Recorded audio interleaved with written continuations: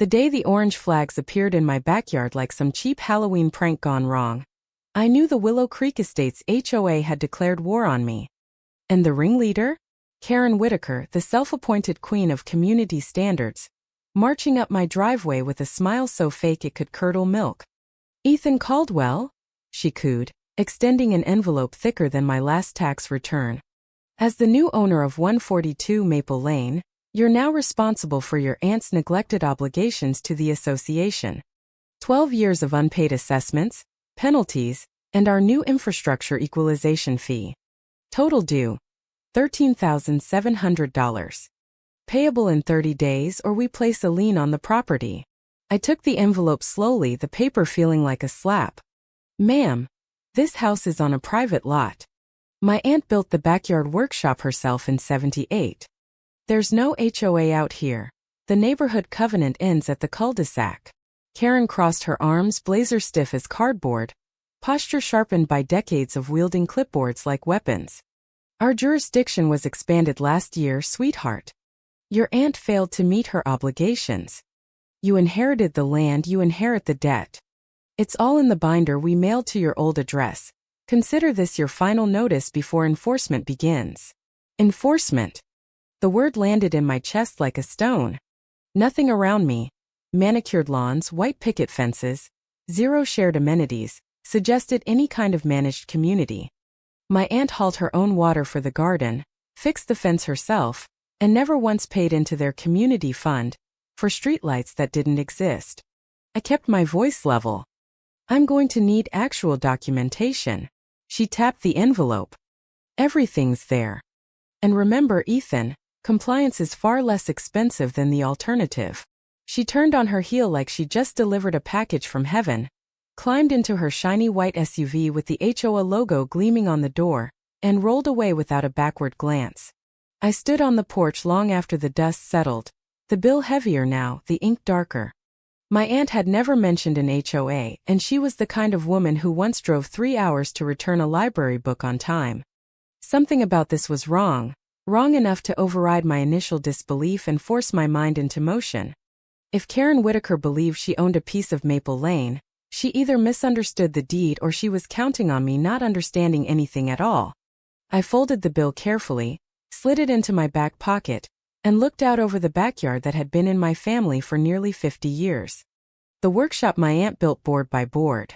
The rose garden she tended every dawn. The fence line she always said belonged to the Caldwells more than any covenant ever could. "Why now?" I muttered under my breath. The breeze didn't answer, but the question clung like humidity in July. I didn't realize it yet, but this wasn't a billing dispute. It wasn't even about money. It was the opening move in a game someone thought I wouldn't know how to play. They were wrong. The next morning I stepped outside with my coffee just after sunrise, the grass still wet under my boots. 5 steps in and something bright caught my eye near the back fence. Orange flags. A whole line of them marching across my lawn like someone had staked a miniature border overnight. Survey flags, fresh and crisp, driven in at perfect intervals by people who knew exactly what they were doing. My pulse ticked faster, not fear, adrenaline. Behind me, tires crunched on gravel. A white pickup stopped beside the workshop. 2 men in vests with the Willow Creek HOA logo climbed out, one with a camera, the other a clipboard. No knock, no hello. They walked straight toward the workshop and started snapping photos like paparazzi at a scandal. "You're on private property," I said calmly. "State your business." Clipboard guy barely glanced up. "Routine compliance inspection. Structural standards." I stepped into his lens. "This isn't an HOA parcel." He took another photo of the workshop roof instead of answering. The cameraman circled, zooming in on the siding, the door hinges, the slope of the roof. Every click felt like another line crossed. I pulled out my phone and started recording, circling them slowly so the frame caught their truck, their tags, their faces. Clipboard guy stiffened. "You can't record us." I almost smiled. "Sure I can. I'm not the one trespassing." They exchanged a glance, finished their sweep in under a minute, and peeled out in a cloud of dust like they just robbed a bank. I followed the flags back toward the fence. They cut diagonally across my property, ignoring the recorded deed lines completely. Whoever placed them wasn't marking reality. They were marking the reality they wanted. A homemade land grab dressed up as community improvement. My phone buzzed. Unknown number. Ethan Caldwell. A smooth voice came through, too polite, too controlled. Mr. Caldwell, this is Marcus Reed, Vice President of the Willow Creek HOA. I understand you encountered our inspection team. Encountered. I repeated. They trespassed. Routine oversight, he corrected. The expansion map places your workshop well within our maintenance responsibility. Then the map is wrong. A pause. Your aunt failed to participate in the transition phase. Unfortunately, that leaves you responsible. I stared at the flags rippling in the morning air. You put survey markers on my lawn. You send people without notice. You drop a bill and threaten a lien. None of that is legal. His tone went colder underneath the politeness. Hostility won't help you, Mr. Caldwell. Cooperation is far less expensive. Is that a threat? Not at all. Just a reminder that adjudicating these matters rarely works out for the individual. He hung up with the soft exhale of someone who thought he'd already won. They really believed they had me. I pulled the first flag from the ground and realized something worse. These weren't the actions of people asserting authority. These were the actions of people preparing for a bigger move. And I had a sickening feeling I was already behind. By noon I had the bill in my pocket, photos of the flags on my phone, and anger sitting hot in my chest. If Karen Whitaker wanted to pretend she had jurisdiction, I needed to see whatever paperwork she thought gave her the right to walk onto my land like it was hers. Their office was a glorified storage unit wedged between a nail salon and a real estate firm. Inside smelled like new carpet in desperation. The receptionist didn't ask my name, just buzzed Marcus. He stepped out, hair slicked back, smile shaped for negotiations. Glad you came in. I wasn't given much choice. Inside, a polished table sat under a framed map of Willow Creek Estates like it was the Declaration of Independence. Marcus slid a binder toward me. Updated jurisdictional alignment. Your property falls neatly inside the revised district. I opened it. The lines were too smooth, too convenient, no survey marks. At the bottom, a faded stamp. Pending county review. Pending means not approved, I said. He smiled like I'd missed the joke. The county rarely rejects alignment proposals. In practice, pending is treated as provisional. In practice, I repeated. Show me the law that says that. His jaw tightened. Community management requires flexibility. I flipped pages. You planning to turn my backyard into a community garden for your developer friends? That's not your concern. It becomes my concern when you claim authority over my land. He leaned back, all casual arrogance. Your aunt was difficult. Resisted change. We anticipated more cooperation from you. You were wrong. Marcus stood abruptly. This meeting is over. I took a step closer. Anything you submit to the county, any map you alter, any notice you issue, I'll find out. And if you're forging boundaries, that's a crime. He swallowed once, barely noticeable. You have 30 days, Mr. Caldwell. I walked out, but before the door closed I turned back. One more thing. If you're planning something bigger, I'll be ready. His eye twitched, the tiniest tell. Back in my truck I said the truth out loud. This isn't about dues. No one tried this hard for 13 grand. They wanted my land under their control, and they were willing to rewrite reality to get it. They weren't just preparing a case. They were preparing a takeover. And now that I'd refused to play along, I knew exactly what would come next. They'd escalate. They'd push harder. They'd make a mistake. And when they did, I'd bury them with their own paperwork.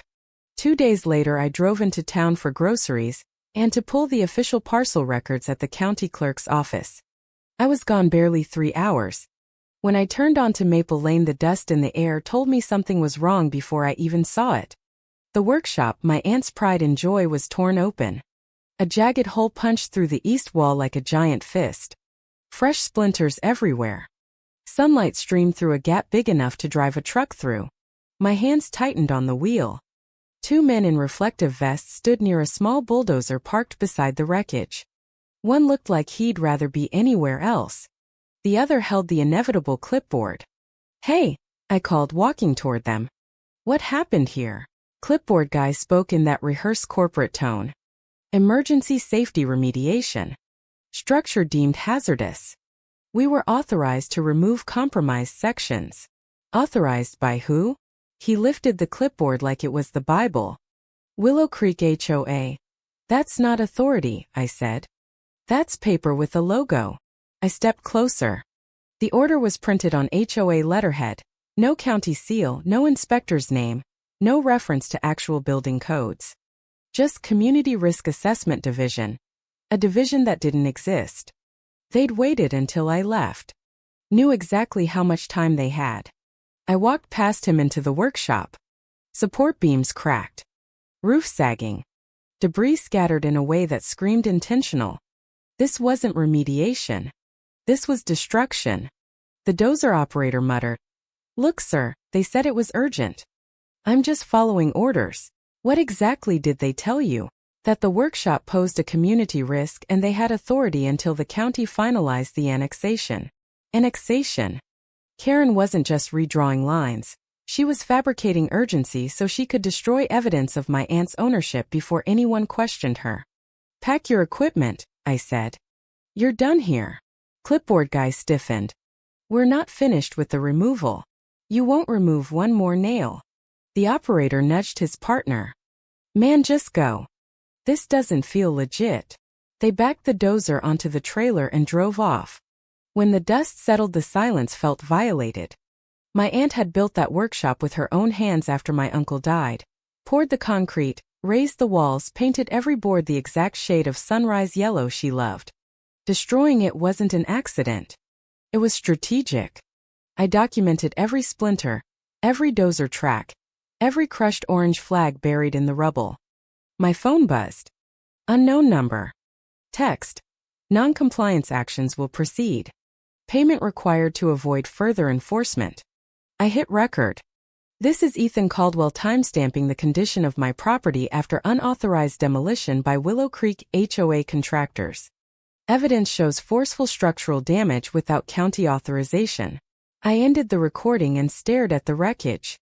Men don't destroy what they don't fear. Karen feared something on this property. And today she'd made her biggest mistake yet. That night I tore through every box in my aunt's old desk. 40 years of deeds, tax records, water rights, county correspondence. She wasn't organized, but she never threw anything away. Around midnight I found it. Buried in a thin manila envelope labeled, Boundary 1978 Ruling. A single legal document stamped by the county judge. Willow Creek Estates and all contiguous parcels owned by Margaret Caldwell are expressly exempt from any current or future subdivision association in perpetuity due to historical land use and water access continuity. Bulletproof. Permanent. My aunt hadn't just kept her land. She protected it forever.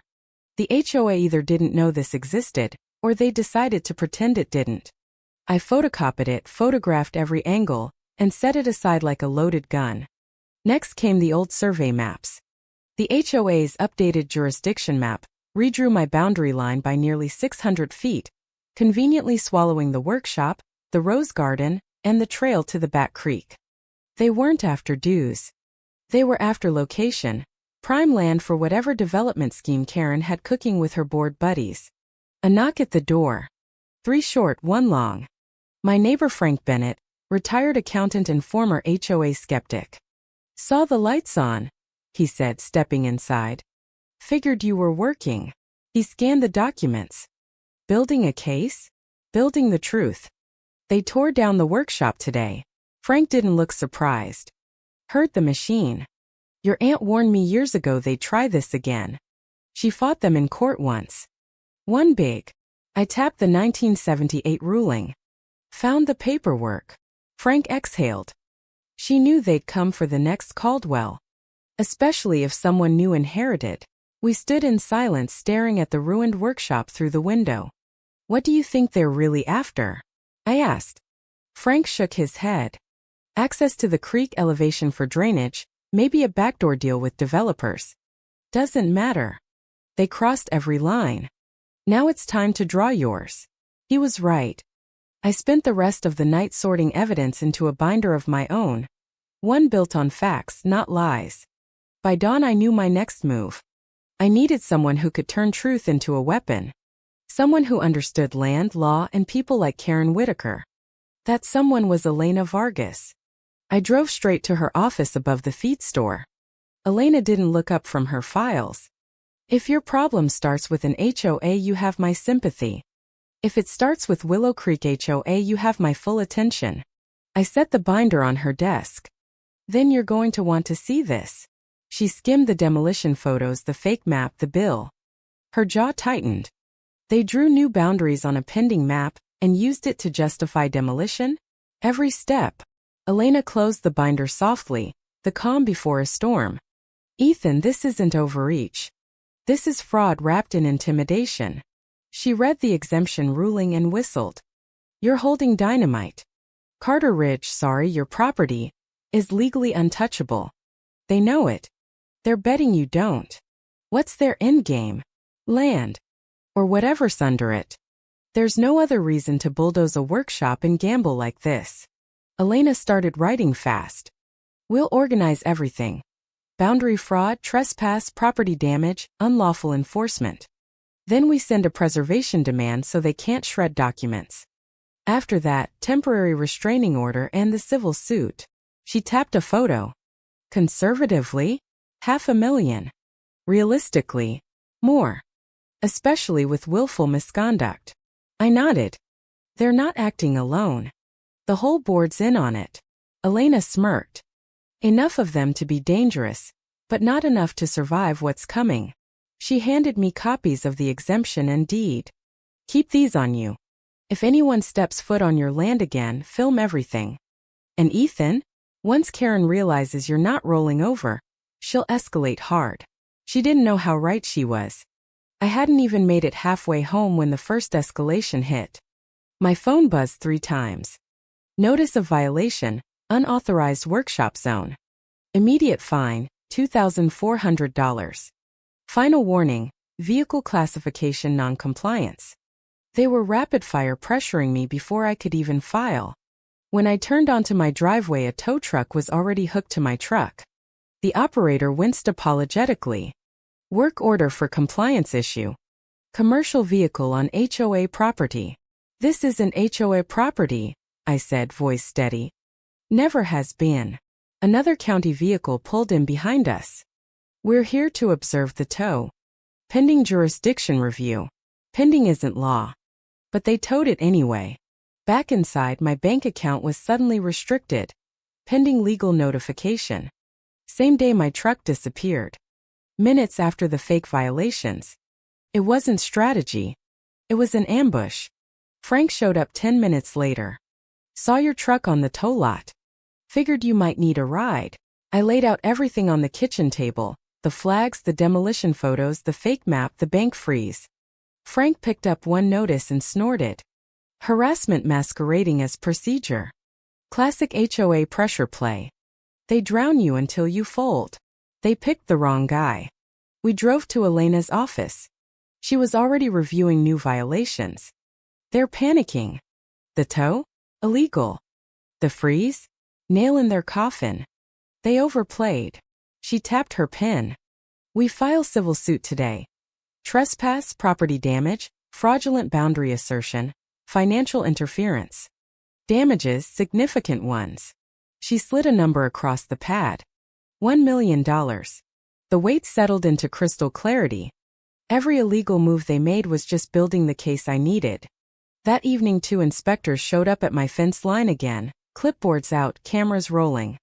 I stepped outside calmly, phone recording. This is private property. State law requires consent, which you do not have.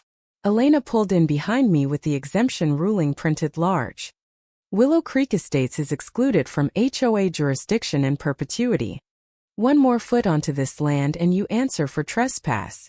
The inspectors wavered, realized they were being filmed from 3 angles, and left without another word. Inside we spread everything across the table. Videos, notices, maps, Frank's statements, Elena's draft filings. Elena pointed to the forged membership agreement. This is their crown jewel. Signatures claiming your aunt agreed to join. Except the date matches the week she was in the hospital after her stroke. Bedridden, couldn't hold a pen. Frank leaned in. That's felony forgery. And since it's tied to land rights, federal level. The thread that would unravel everything. We filed at dawn. Temporary restraining order. Civil complaint. Preservation demand.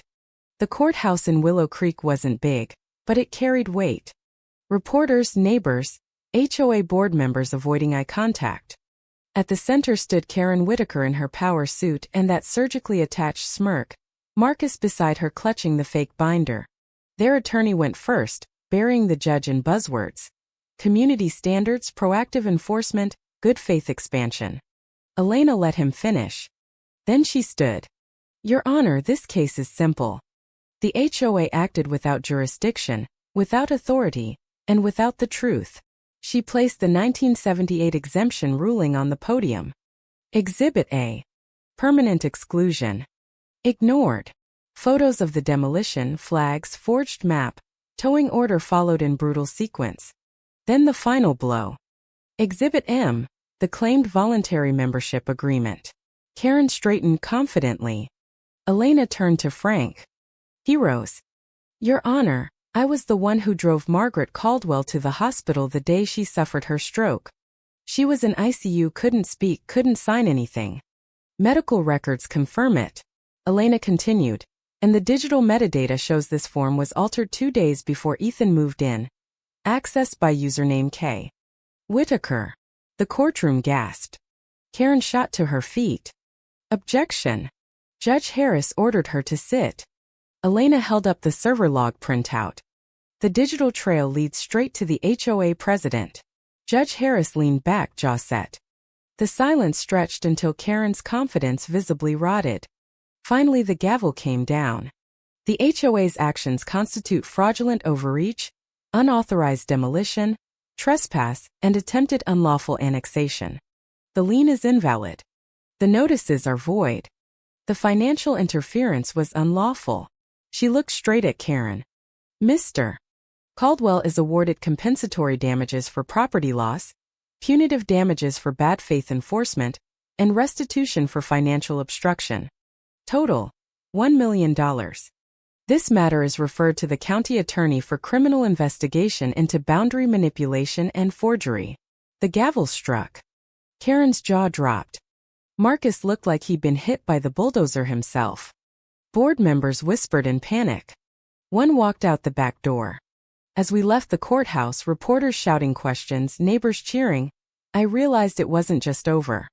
It was finished. Their threats had finally met something louder. The truth. Winning in court didn't end things. It changed who was running. Reporters trailed us. Frank's old truck pulled up. Get in before they make you a headline. Elena laughed softly. Too late. Halfway up the road we passed an HOA SUV parked on the shoulder. 2 board members inside, faces pale, paperwork scattered like surrender flags. The fallout had begun. When we reached the house, 20 neighbors waited at the gate, trucks loaded with lumber, tools, fresh beams. Linda from the general store stepped forward. Your aunt helped everyone on this street at one time or another. Seems only fair we help rebuild what they tried to steal. Frank clapped my back. Told you, you weren't fighting alone. The next hours blurred into controlled chaos. Post-hole diggers swinging, beams rising, nails hammered in rhythm. A new workshop skeleton stronger than before. A county truck pulled in. The inspector returned my truck, keys taped to the windshield. On behalf of the county, we apologize. The annexation request from Willow Creek HOA has been permanently withdrawn. By sunset, the new frame stood complete. Snow began falling in soft flurries, quieting the world. I stepped back toward the restored gate. The wooden arch reading Caldwell Haven, straightened by volunteers who remembered my aunt's smile. The land felt honest again. Unbothered, finally safe. Frank came to stand beside me. So what now?